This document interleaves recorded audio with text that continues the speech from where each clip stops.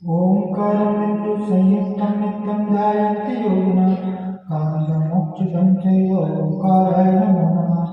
अविरत शब्दगणोकाय प्रचारित सकलभूतलकलकलकाय मणिउपासित तीर्थाय सरस्वतीर्थिरोद्धृता अज्ञानतिभ्रान्तस्य ज्ञानाञ्जनशलाकया चक्षुरुन्मिलितं येन तस्मै श्रीगुरुवे नमः। श्री परम गुरुवे नमः। परम्पराचार्य गुरुवे नमः।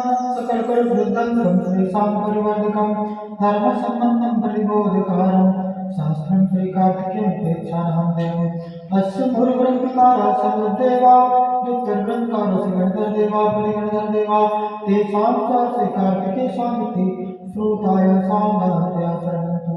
मङ्गलं भगवान् वीरो मङ्गलं गौतमवर्णे मङ्गलं कुन्दकुञ्जायो जैनधर्मोऽस्तु मङ्गलम्।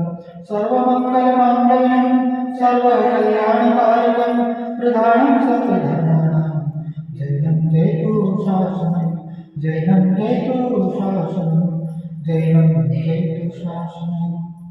बोली परीक्षित परमेश की भगवान की अनंत से परमेश की भगवान की पूर्णैक भाष्यनाथ भगवान की संदीप भगवान की शांतिनाथ भगवान की शशनायक महावीर भगवान की ओमकेश्वर महाबली भगवान की 24 तीर्थंकर भगवंतों की अजय श्री कुंद गुरुदेव की अजय श्री कार्तिकेय स्वामी जी की अजय गुरुदेव श्री देवानंद जी महाराज की हम गुरुदेव श्री जयकृष्ण जी महाराज की समस्त आचार्यों की करोड़ महाराजों की द्वादशांजनवाणी माता की श्री कार्तिकेय अनुप्रेक्षा की जैन धर्म की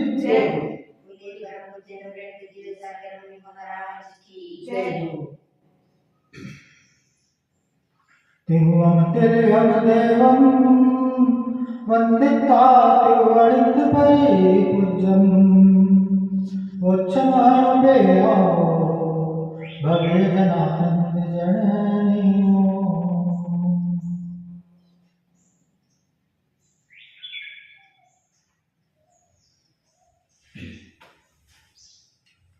बारह अनुप्रेक्षा अजय श्री कार्तिकेय स्वामी द्वारा रचित यह प्रकृति कार्तिक अनुप्रेक्षा और इसके अंतर्गत विगत दिनों में हम लोगों ने धर्म अनुप्रेक्षा से हनेन्द्र भावना अर्थात 12 अनुप्रेक्षाओं को पूर्ण किया। अब धर्मानुप्रेक्षा की चूलिका को कहते हैं। आचार्य 12 प्रकार के तपों का विधान करते हैं, निरूपण करते हैं। गाथा नंबर 437 38 है। चलो आप 37 मान लेंगे।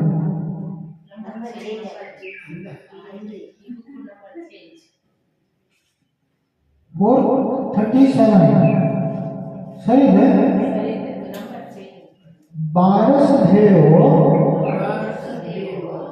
धन्यो नित्य रहेऊ तवो समासेना 12 धेयो धन्यो नित्य रहेऊ तवो समासेना तस्य पयारा एदे अनित्यमाना मुनेयवा तस्य पयारा एदे अनित्यमाना मुनेयवा 12 धेयो निज्जरेयो तवो समासेन तस्य पयारा एदे भणिज्यमाना मुनेयवा 12 धेयो निज्जरेयो तवो समासेन तस्य पयारा एदे भणिज्यमाना मुनेयवा।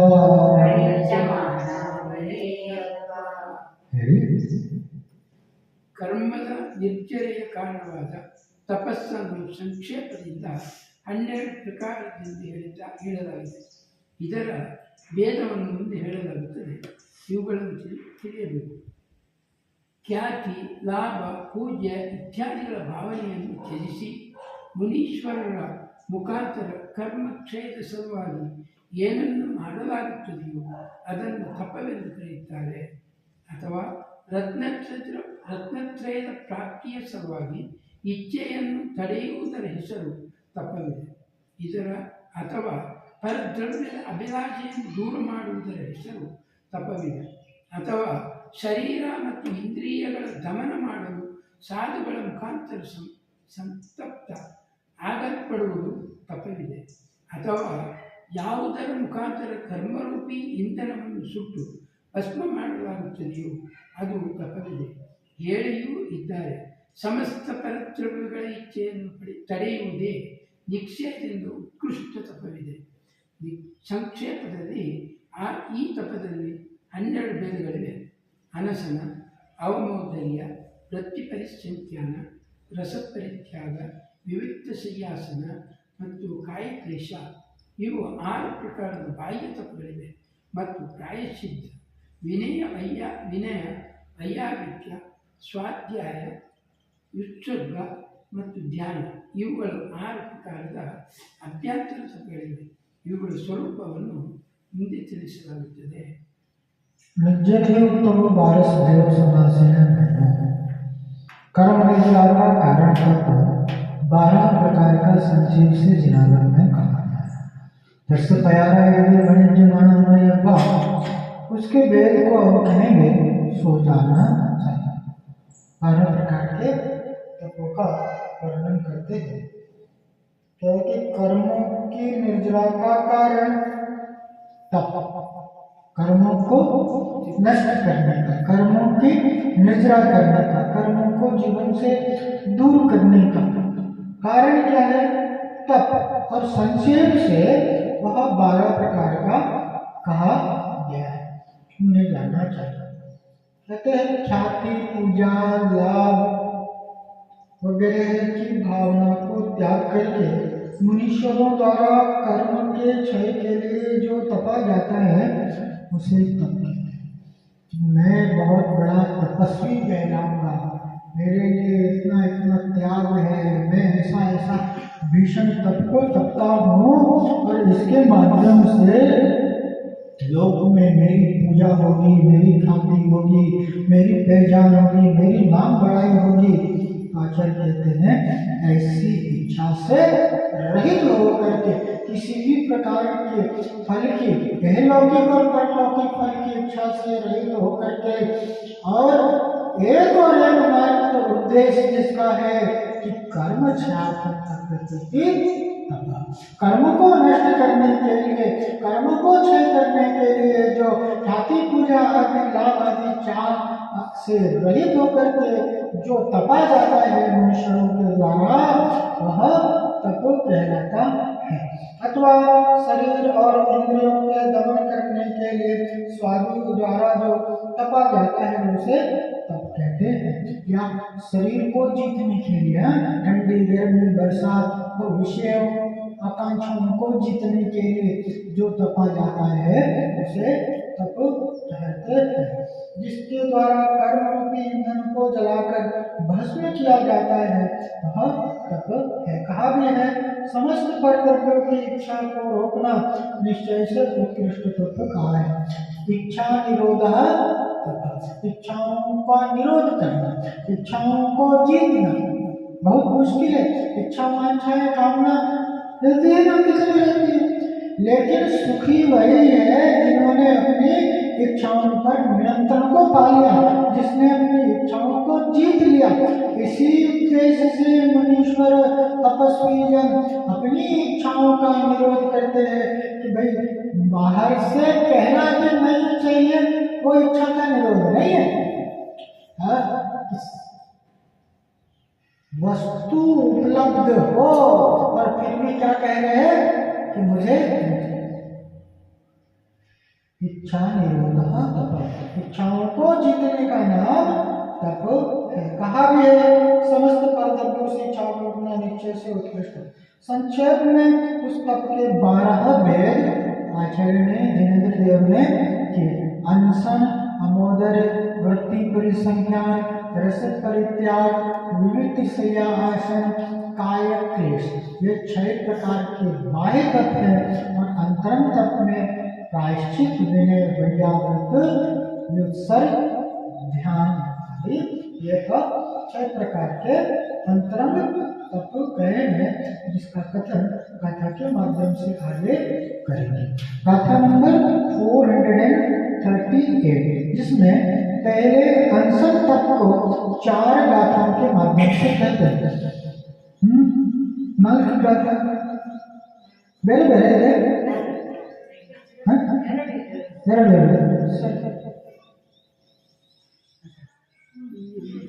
ओ सम्मणम एक ओ सम्मणम अखाणम उपवासो वणिद्यो मणिदेहि ओ सम्मणम अखाणम उपवासो वणिद्यो मणिदेहि तम्हा मुंजुक्ता वीय जिंदिया होंति उपवासा तम्हा मुंजुक्ता वीय जिंदिया होंति उपवासा ओ समणम अखाणम उपवासो वणिद्यो तम्हा भुज्युक्ता जितेन्द्रिया होते उपवासा तो समणम अखाणम उपवासो वणिद्यो तम्हा भुज्युक्ता जितेन्द्रिया होते उपवासा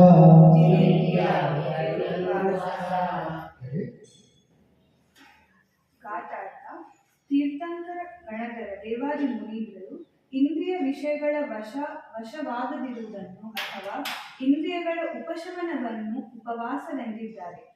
ಇದರಿಂದ ಜಿತೇಂದ್ರಿಯ ಪುರುಷರು ಆಹಾರ ಸೇವಿಸುತ್ತಿದ್ದರೂ ಉಪವಾಸಿಗಳಾಗಿದ್ದಾರೆ.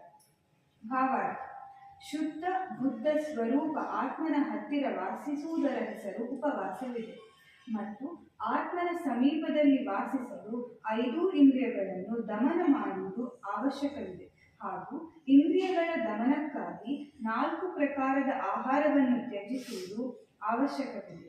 ಏಕೆಂದರೆ ಯಾರು ಭೋಜನ ಲೋಲುಪಿಯಾಗಿರುತ್ತಾರೋ ಅವರ ಇಂದ್ರಿಯಗಳು ಅವರ ವಶದಲ್ಲಿ ಇರುವುದಿಲ್ಲ, ಬದಲಾಗಿ ಅವರು ಸ್ವಯಂ ಇಂದ್ರಿಯಗಳ ದಾಸರಾಗಿರುತ್ತಾರೆ.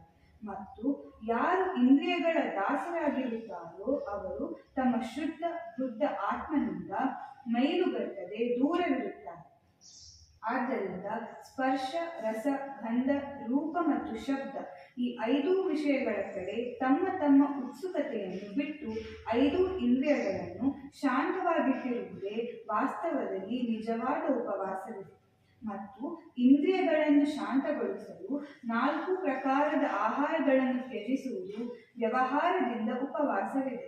ಹೀಗಾಗಿ ಯಾರು ತನ್ನ ಇಂದ್ರಿಯಗಳನ್ನು ಜಯಿಸಿ ವಶ ಮಾಡಿಕೊಂಡಿರುತ್ತಾರೋ ಆ ಮನುಷ್ಯರು ಭೋಜನ ಮಾಡುತ್ತಿದ್ದರೂ ಉಪವಾಸಿಗಳಾಗಿದ್ದಾರೆ. ಸಾರಾಂಶವೆಂದರೆ ಜಿತೇಂದ್ರಿಯ ಮನುಷ್ಯರು ಸದಾ ಉಪವಾಸಿಗಳಾಗಿರುತ್ತಾರೆ. ಆದ್ದರಿಂದ ಇಂದ್ರಿಯಗಳನ್ನು ಜಯಿಸುವ ಪ್ರಯತ್ನವನ್ನು ಮಾಡಬೇಕು. मुनिंद्र अखाणम वासो वासा वृद्धो, मुनिंद्रों ने संक्षेप में इंद्रियों को विषय में न जाने देने को, मन को अपने आत्म स्वरूप में लगाने को उपवास कहा है। तम्हा जितेंद्रिया भजनता भी उपवास संबंधी, इसलिए जितेंद्रिय आहार करते हुए उपवास से सहित होते हैं। ऐसा यहाँ पर क्या है? उपवास की परिभाषा देते हुए आचार्य बताते हैं मुनिंद्रिय अखाणम वासम वासम। यहाँ मुनिंद्रियों ने संक्षेप में इंद्रियों के विषयों में जो मन है उसको नहीं जाने दिया। इंद्रियों के विषयों से अपने मन को हटा करके अपनी आत्मा में मन को लगाना, यह उपवास कहा है। तम्हा विद्या भुजंता वासामंती। इसलिए कह रहे जितेंद्रिय, इन्होंने इंद्रियों को जीत लिया है, जो विषय आकांक्षाओं से रहित है, तो वे आहार करते हुए भी उपवास कि आहार कर रहे हैं तो आहार के प्रति लोलुपता नहीं है, शरीर को चलाने के लिए, साधना के लिए वे आहार करते। हाँ, उसमें रसना संबंधी स्वाद आदि ऐसी कोई आकांक्षा उनको नहीं है। तो यहाँ पर विषयों को जीता गया है, जहाँ विषय आकांक्षा से रहित है, इंद्रियों विषयों की चाह नहीं है, ऐसा मुनि आहार करता हुआ भी उपवासी कहा गया है। ऐसा कहते हैं तीर्थंकर गंधर्व देव आदि इंद्रियों ने इंद्रियों के उपशमन को, मतलब मन को विषयों में नहीं जाने देने को उपवास कहा है।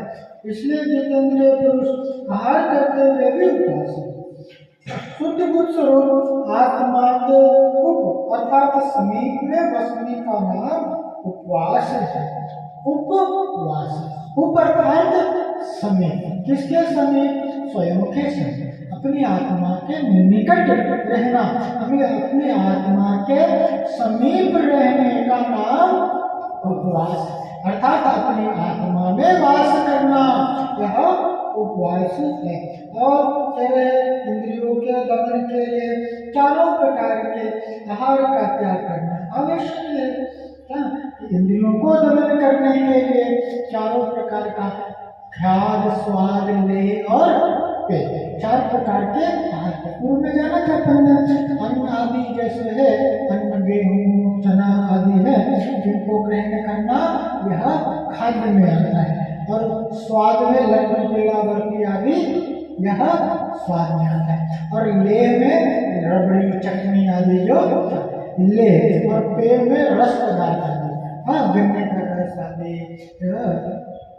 फलों का रस आता है। इस प्रकार से चारों प्रकार के आहार का त्याग करना, इंद्रियों विषयों से मन को हटाना, यह उपवास कहलाता है। क्योंकि जो भोजन के लोलुपी होती है, उनकी इंद्रियां उनके वश में नहीं होती, बल्कि वे स्वयं इंद्रियों के दास होते हैं। जिनको भोजन की लंपटता होती है, जिनको भोजन की चाह होती है, बहुत सुस्वादी, बहुत दिष्ट, भर पेट ऐसा भोजन मिल जाए, तो ऐसा जो इच्छा है वो कभी भी इंद्रियों से विरक्त नहीं होता, वह इंद्रियों के अधीन होता है। जो भोजन का लंपटी होता है, जो भोजन का इच्छुक होता है, जिसकी भोजन आदि के प्रति आसक्ति होती है, वह निश्चित रूप से इंद्रियों का दास होता है। और इंद्रियों की दासत्व को हटाने के लिए, जीतने के लिए वह चारों प्रकार का आहार का त्याग करते हैं। अपने शुद्ध बुद्ध आत्मा से कोसों दूर बसते हैं। जो इंद्रियों विषयों में लगे रहेंगे तो उनको आत्मा कहाँ दिखेगी? आत्मा से कोसों दूर रहेंगे। अतः स्पर्श, रसना, घ्राण, चक्षु और कर्म, स्पर्श, रस, गंध, रूप और शब्द, इन पांचों विषयों में अपनी उत्सुकता छोड़ करके पांचों इंद्रियों को शांत रहना ही वास्तव में उपवास है। स्पर्श संबंधी विषय नहीं रहना चाहिए। हाँ, बैठने के लिए कैसा कठोर कड़ी सी चटाई लेकर के आते हैं, सूखी सी पुआल है, चुपती है, अच्छा बढ़िया कोमल सा बैठक होना चाहिए ना? नहीं, स्पर्शन में, रसना में, सुस्वादु भोजन में, हाँ, सुगंध आनी चाहिए, कैसी बदबू आ रही है। अब हजीर श्री का प्रसंग आता है, एक बार बिहार में स्कूल या ऐसे स्थान पर ठहरना हुआ, तो बस उनके रूम और पास में बाथरूम था। अब पब्लिक प्लेस होते हैं, पिक्चर हॉल वगैरह में, स्कूल वगैरह के बाथरूम कैसी स्थान मिलती है। अब ऐसे स्थान पर राजश्री का रूम वहाँ पर पड़ गया। अब वो बैठे और लोग आए तो राजश्री को कहते आपको बदबू नहीं आती? तो बोले कि हम ऐसो ये घ्राण इंद्रियों को जीत रहे हैं। और तो वस्तु स्वरूप है, उसका तो ऐसा स्वरूप है, बदबू उसका स्वभाव है। इस प्रकार से मतलब सुगंध, दुर्गंध आदि में भेदभाव नहीं होना। घ्राण चक्षु से बहुत सुंदर सुंदर दृश्य आदि अच्छा है ये वो, तो ये चक्षु का विषय होता है। कर्ण में मधुर संगीत, कैसी आवाज है, कैसे कठोर कर्कश बोलता है, वो देखो वो संगीतकार कितना अच्छा गाती है, या वो उसका गला कितना अच्छा है, इसकी कितनी मधुर आवाज है। इस प्रकार से स्पर्श रसना घ्राण चक्षु कर्ण आदि विषयों में लोलुपता नहीं होना, लगाव नहीं होना, इंद्रियों का शांत रखना और उधर से हटा करके अपनी आत्मा में उपयोग को लगाना उपवास है। इंद्रियों को शांत करने के लिए चारों प्रकार के आहार का त्याग करना यह व्यवहार से उपवास है। अतः जिन्होंने अपने इंद्रियों को जीत करके और वश में कर लिया है वो मनुष्य भोजन करते हुए भी उपवासी ठहरे गए हैं। सारा विषय है कि जितेंद्रिय मनुष्य जो होते हैं वो सदा उपवासी कहे जाते हैं। अतः हमें भी क्या करना चाहिए, इंद्रियों को जीतने का प्रयत्न करना चाहिए। जिनेंद्र देव क्यों हो गए? जिनेंद्र देव क्यों कहलाते हैं? चित्त से बड़ा जिन्होंने अपने इंद्रियों को जीत लिया वे जिनेंद्र हो गए। और हम भी जिनेंद्र देव के अनुयायी हैं, हम भी जिनेंद्र देव के भक्त हैं, तो हमारा भी क्या उद्देश्य होना चाहिए, अपने इंद्रियों को जीतना। इस प्रकार से यहाँ पर कथन किया। अब आगे गाथा में क्या कहते हैं, गाथा नंबर 439 या 440। जो मन इंद्रिय विजयी भव परलोय सुख निर्वेखो। जो मन इंद्रिय विजयी भव परलोय सुख निर्वेखो। अपाने विवसहि सज्जाय परायणो होदि। अपाने विवसहि सज्जाय परायणो होदि। जो मनेन्द्रिय विजयी भव परलोय सुख निर्वेखो। अपाणे विवसहि सज्जाय परायणो होदि। जो मनेन्द्रिय विजयी भव परलोय सुख निर्वेखो। अपाणे विवसहि सज्जाय परायणो होदि।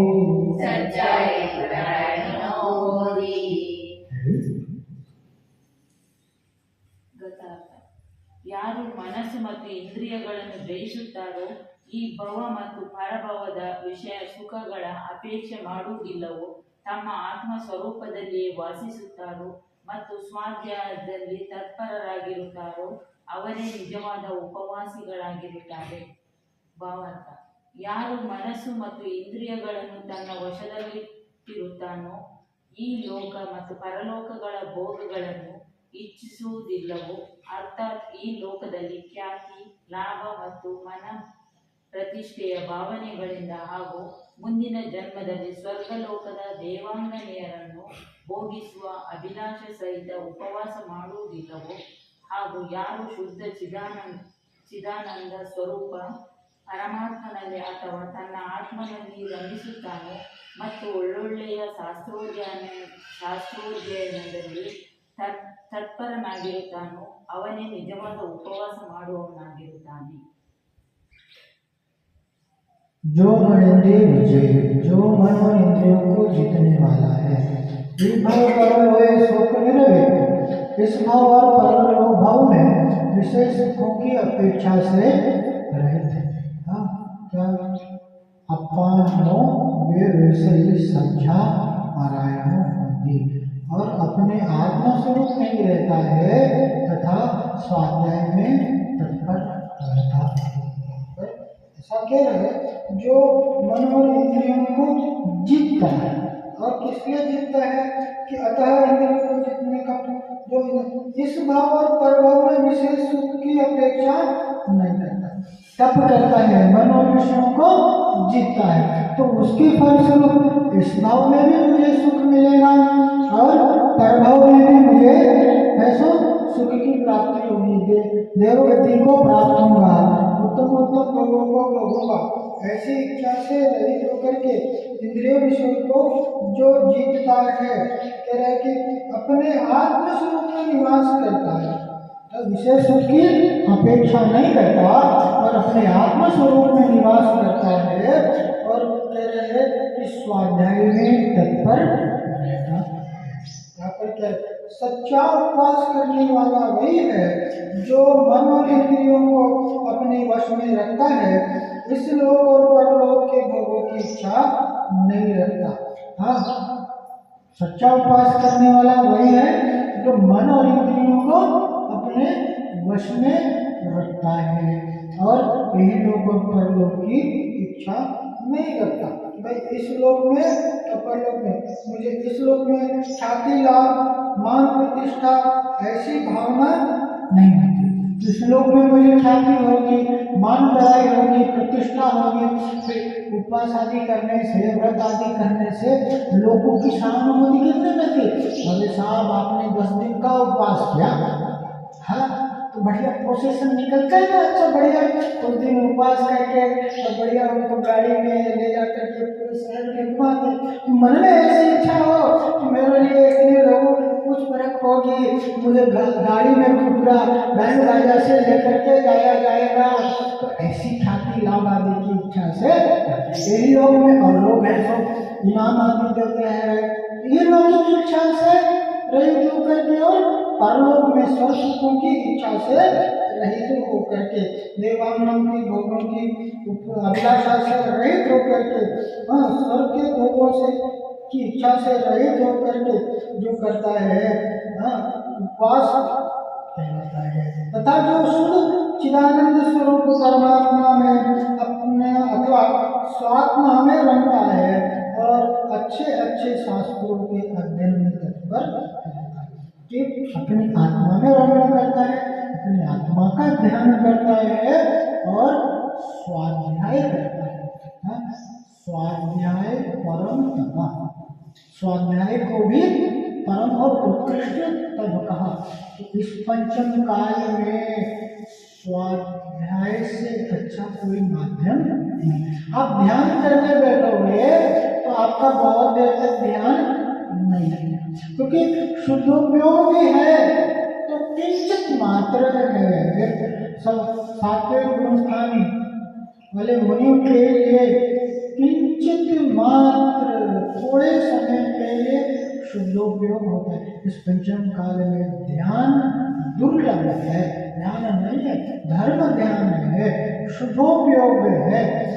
ऐसे स्थिति में मन वचन काय को स्थिर करने का माध्यम, अपने योगों को स्थिर करने का माध्यम क्या है? सबसे अच्छा स्वाध्याय।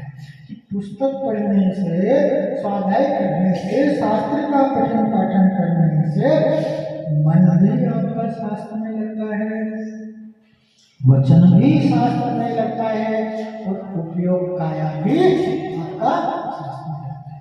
योगों को स्थिर करने का सबसे अच्छा माध्यम आज के समय में है तो वह है स्वाध्याय। इसलिए ज्ञानी जनों को, धर्मी जनों को, अपने हित के अभिलाषी पुरुषों को अपना अधिक से अधिक समय किसमें देना चाहिए?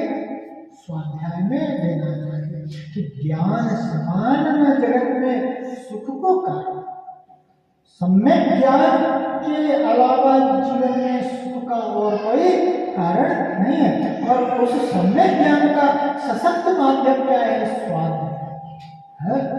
आपके पास वस्तु है, आपके पास संपत्ति है, और आपको संपत्ति का ज्ञान नहीं, तो संपत्ति का क्या उपयोग? ऐसा कोई उपयोग? आपके बाप दादा, आपके बुजुर्ग, घर परिवार वाले आपके नाम से बहुत बड़ी संपत्ति कर गए, जमीन कर गए, आपके नाम से इतना पैसा जमा करा गए, लेकिन उसकी जानकारी आपको नहीं है। तो उस संपत्ति का कोई उपयोग है क्या? उसी प्रकार से ये जनवाणी ये जन शास्त्र मुझे मेरी आत्म संपत्ति अनंत गुण संपत्ति का बोध कराता है। इसलिए क्या करना चाहिए हमारे लिए? स्वाध्याय में अधिक से अधिक वक्त लगाना चाहिए। इस प्रकार से तपों का वर्णन चल रहा है। आने वाले दिनों में और विशेष रूप से जानेंगे। आज से यही तक रखते हैं। बोले पंच परमेष्ठी भगवान की, अनंतानंद से परमेष्ठी भगवान की, बोलना की पार्श्वनाथ भगवान की, चंद्रपर भगवान की, शांतिनाथ भगवान की, शासननायक महावीर भगवान की, गोमतेश्वर बाहुबली भगवान की, 24 तीर्थंकर भगवंतों की, आचार्य श्री मुनिकुंज गुरुदेव की, आचार्य श्री कार्तिकेय स्वामी जी की, आचार्य गुरुदेव श्री देवनंद जी महाराज जी की, हम गुरुदेव श्री जयगिरि जी महाराज जी की, समस्त आचार्यों की, 3 गुरुओं को महाराजों की, वादशास्त्री माता की, श्री कार्तिकेय अनुप्रेक्षा की, जैन धर्म की जय हो। जय हो।